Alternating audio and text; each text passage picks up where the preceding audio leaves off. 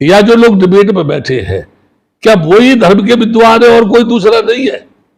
मैंने आज तक किसी भी डिबेट में किसी भी बौद्ध भिक्षु को बैठा हुआ नहीं देखा।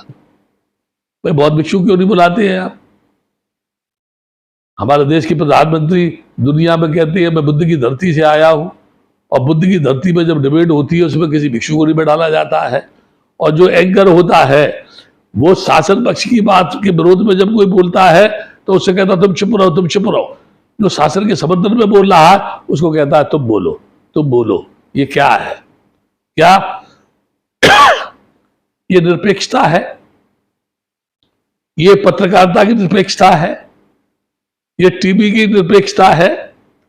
टीवी का काम है सही बात जनता के बीच में लाना। ये टीवी नहीं कर रही है। सब बिके हुए हैं, सब खरीदे हुए हैं। एमएलए खरीदे जा सकते हैं, टीवी खरीदी जा सकती है, मुख्यमंत्री तक बदले जा सकते हैं।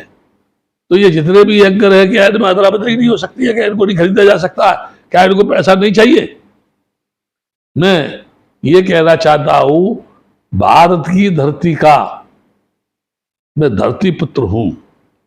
मैं उस बुद्ध भूमि से हूं जहां राजकुमार सिद्धार्थ ने महाबोधि टेम्पल के पीछे बैठ करके संबोधि प्राप्त हुई थी।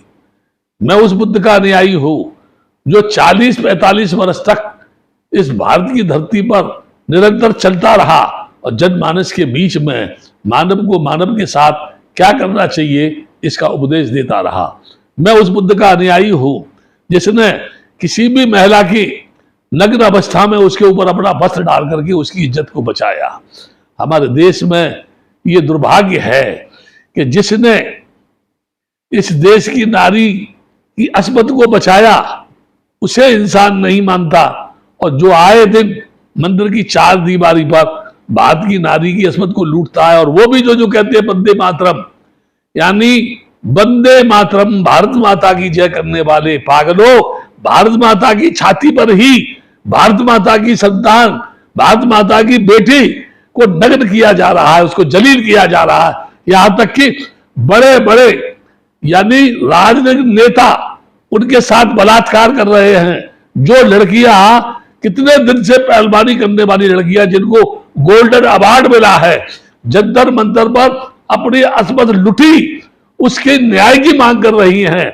ये प्रधानमंत्री नहीं बोल रहा है, ये गृह मंत्री नहीं बोल रहा है, कोई भी मंत्री मुंह नहीं खोल रहा है। मैं कहता हूं चुल्लू पर पानी में डूब के मर जाओ तुम सब। मैं कहता हूं तुमको जीने का हक नहीं है।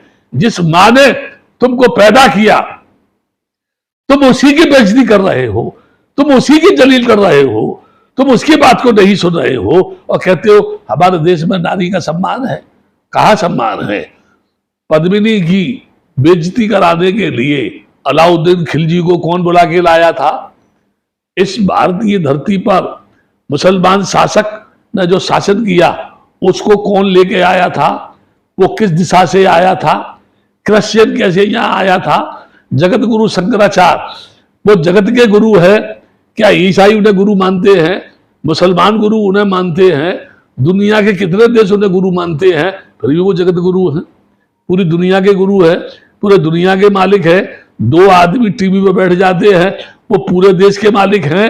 मैं ये कहता हूं ये नाटकबाजी बंद करो और सुनो, जितने गाल बजाने वाले गाल बजा रहे हो, अगर तुमने अपनी भाषा में, अपनी आइडियोलॉजी में, अपने उद्देश्य में परिवर्तन नहीं किया, संविधान के साथ खिलवाड़ किया, तो एक बात याद रख लो, जो लोग सदियों से पिट रहे हैं, प्रकृति का नियम है, जो चीज जमीन के नीचे है वो निकल के ऊपर आती है, और जब वो ऊपर आती है तो ऊपर जो चीज है उसको नीचे जाना पड़ता है।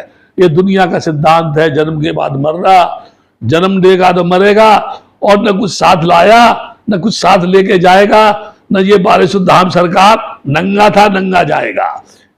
तो बनते एक आखिरी प्रश्न हम बात करेंगे आपसे कि इस देश में हिंदू हिंदू यह बात की जाती है, इसमें पिछड़ा वर्ग काफी धार्मिक होने के नाते क्या हिंदू राष्ट्र जो लोग कहते हैं, जो साधु सन्यासी जो कहते हैं हिंदू राष्ट्र बनाएंगे, तो क्या इन हिंदू राष्ट्र के ऊपर वो भरोसा किया जा सकता है कि जो अधिकार भारत के संविधान में मिले, क्या उनके हिंदू राष्ट्र में मिल सकते हैं? ऐसा कल्पना की जा सकती है? मैं इस संबंध में एक बात कहूंगा। मैं तो ये कह रहा हूं कि इस देश में हिंदू कोई नहीं, क्योंकि ये पाकिस्तानियों का, मुसलमानों का एक शब्द है जिससे उन्होंने उनको संबोधित किया। अगर मैं इसको मान भी लूँ कि ये हिंदू है, तो क्या धोबी हिंदू है? क्या नाई हिंदू है? क्या लोहार हिंदू है? क्या अनुसूचित जाति का आदमी हिंदू है? क्या यादव हिंदू है? क्या कुर्मी हिंदू है? अगर हिंदू है तो ये कुर्मी क्यों है? काची क्यों है? नाई क्यों है? धोबी क्यों है? दादुक क्यों है? चौहान क्यों है? अहरबार क्यों है? शिकरबार क्यों है? क्या कारण है इसका? जो है, इसका मतलब ये है कि अगर ये जो कह रहे हैं कि हम हिंदू लाएंगे, मैं एक शब्द में कहता हूं, जो आदमी जातिवाद की बात करता है, जो आदमी ईश्वरवाद की बात करता है, जो आदमी भाग्यवाद की बात करता है, जो आदमी बार बार कहता है कि दुनिया किसी ने बनाई है, वही व्यक्ति हिंदू हो सकता है जो अंधविश्वास, रूढ़वाद में विश्वास करता है, जो आदमी चिंतनशील है, जो आदमी वैज्ञानिक सोच का आदमी है, जो आदमी आदमी को जानता है, जो आदमी आदमी को पहचानता है। किसी भी कीमत पर वो ये नहीं कह सकता कि मैं हिंदू हूं, और बल्कि मैं ये कहूंगा कि नेहरू की पुस्तक को पढ़ के देखें या अन्य ग्रंथों को पढ़ के देखें जिसमें हिंदू की क्या परिभाषा की गई है, उसके बाद भी ये कहती है गर्व से कहो हम हिंदू हैं। पढ़ा लिखा आदमी भी सड़क में खड़ा होकर के 2 अंडे और 1 सिंदूर 2 ईंट पर रख दिया जा तो पढ़ा लिखा ब्रिलियंट आदमी, इंजीनियर आदमी भी हाथ जोड़ के वहां नतमस्तक होकर कहता है प्रभु मेरा कल्याण करना। वारे मेरे देश के विद्वान लोगों, वारे मेरे देश के वैज्ञानिक चिंतन करने वाले लोगों, यह तुम्हारी बुद्धि में भूसा भरा हुआ है। मैं ये कह सकता हूं कि ये चीख चीख के मर जाए, लेकिन हिंदू की जो बात है या हिंदूवाद की बात है, इनके फरिश्ते भी उसको कभी पूरा नहीं कर सकते।